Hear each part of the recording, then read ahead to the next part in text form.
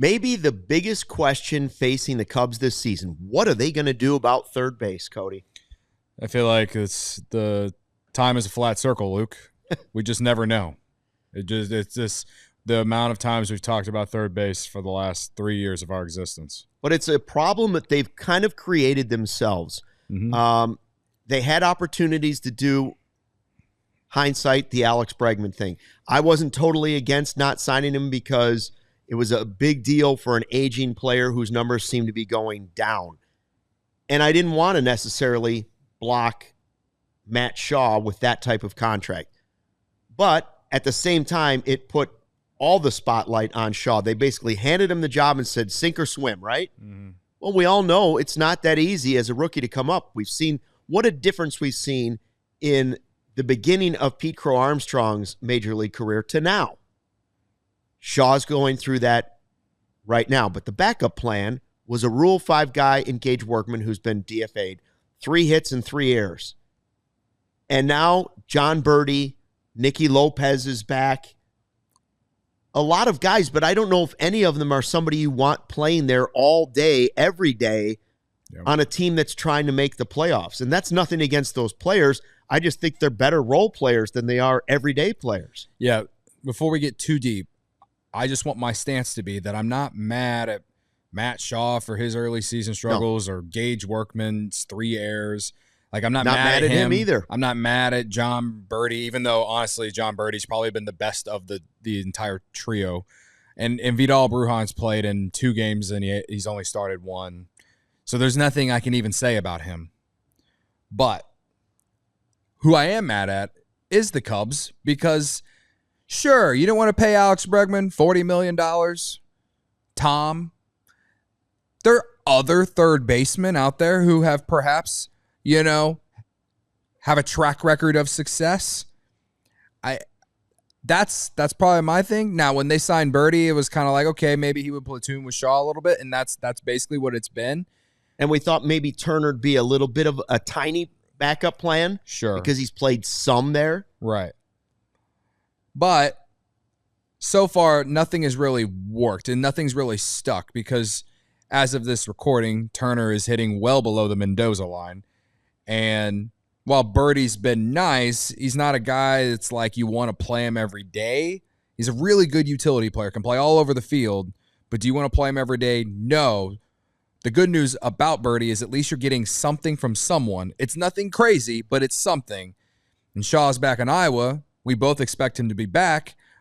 But we need to see some form of improvements as the season goes along, or the Cubs are legitimately going to be asking themselves about third base some more moving forward. And I'm not going to sit here and say Shaw's a bust if things don't work out in 2 months and he's hitting and taking the world off fire like PCA, but it certainly is a concern on my list of concerns. Well, they are wishing and hoping and right now planning on Matt Shaw figuring it out at AAA, coming back and being the answer at third base. Mm-hmm. No pressure, kid. No pressure. No pressure whatsoever. And so they've set themselves up with this situation. Now, Bregman, can you imagine him in this lineup right now? The way the Cubs offense is rolling, can you imagine Alex Bregman, who's off to a hot start, being in this same lineup? You think they're good now. Okay, fine. Let's move on. It didn't happen. Shaw is the answer. Well, I don't know how you can sit there and put all the pressure on him again to do this. I really don't. Mm-hmm. And it's one of those situations where everybody could see it before the season started. I was totally with the idea of Matt Shaw, here it is. This is your opportunity.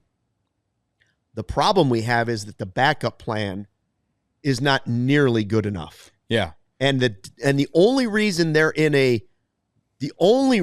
are in a better situation offensively this year as opposed to last year when Morel was struggling at third base, and we were like, whatever they did this offseason, it had to be better than what they were getting last year with the Morel situation at third, correct? Yeah. Well, it's not better right now. It's probably the same. The difference is that you have 2 catchers that are hitting out of their minds right now, and you have PCA playing at an all-star level. So the bottom of the order is picking up the massive hole that you have at third base. And it is a big hole. They're also very lucky that Michael Busch has responded in his second season the way he has. Yeah. Because there was no guarantee that Michael Busch was going to bounce back. You could have had a huge problem at first and third base. So the guys at catcher and Michael Busch have helped them out. How long they can hold this off for Matt Shaw to figure it out, I don't know. And I don't know what the other answer is for the Cubs. Well, I've talked to a lot of fans, and everyone lists their concerns. Bullpen, starter, and third base.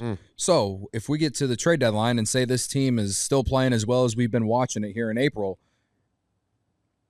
the Cubs are going to be in a position where they're going to need to at least upgrade. And I'm not saying you go out and trade for Nolan Arenado. I'd take Nolan Arenado, but I don't think the Cardinals would trade with the Cubs.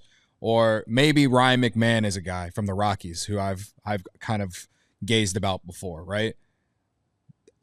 I'm not saying it's those two, but you need to at least do what you did a few years ago when you went and signed or traded for Jeimer Candelario. Something like that. That guy, even though he didn't make the playoffs that year, and I know he wasn't exactly didn't play great for him. He wasn't great, but he was a stopgap. He was he was good enough to play at third base down the stretch there, and there were a lot of problems with what happened with the 2023 Cubs, but I'm just saying the type of player, just a guy that is a guy, an average player that can give you some form of stability, because my hope is Shaw figures this out. He's hitting below the Mendoza line. When he comes back up, we need to see him get above the Mendoza line and see some form of production.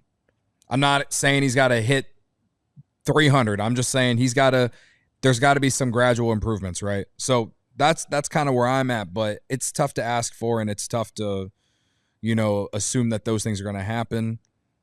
But I don't know. It's a very internally, there's not a lot of options. It's like Shaw or bust. I wonder had they, and this is just asking a question, had they not traded Cam Smith in the Tucker deal, if it was a different prospect, say they wanted Owen Casey and they took Owen Casey, would Cam Smith be playing third for the Cubs right now while Shaw was back at Iowa? I mean, I guess if he's tearing it up in the minors in this theoretical thought process. But at least there was another guy in the pipeline that you could say, all right, let's let him try it, because Ballesteros and some of these other players can't play third base. And so that was always the problem with putting all of this trust into a player that maybe still deserves it. I still have faith that he can come back and do it, but I don't know if I want to put my whole season on that. And so that's why they need to start thinking about long-term fix for this season at least at third base, because to me there is no bigger question on the Cubs right now than what are they going to do at third. Yeah, the easy answer is Matt Shaw is just going to have to develop. And you have to be patient as a fan, no doubt, but that, to me, that's the answer, is Matt Shaw has to gradually get better like PCA did. And until then, in Birdie, we trust. Birdie, and admittedly, I would like to see some Brujan. I would like to see some Vidal Brujan. He scored a run in the last game before this recording, and he hit a double on the Friday game against the Diamondbacks, that wild one. So we've seen a little bit, but I don't know, man. Don't forget Nicky Lopez. Hey, completely different role than what he had with the White Sox. Who knows? Maybe he excels. One said in pregame before today's game that it was a dream to play for the Cubs for him. So got the call at home, sitting at home just waiting to play baseball. We'll see what happens. Here's your shot.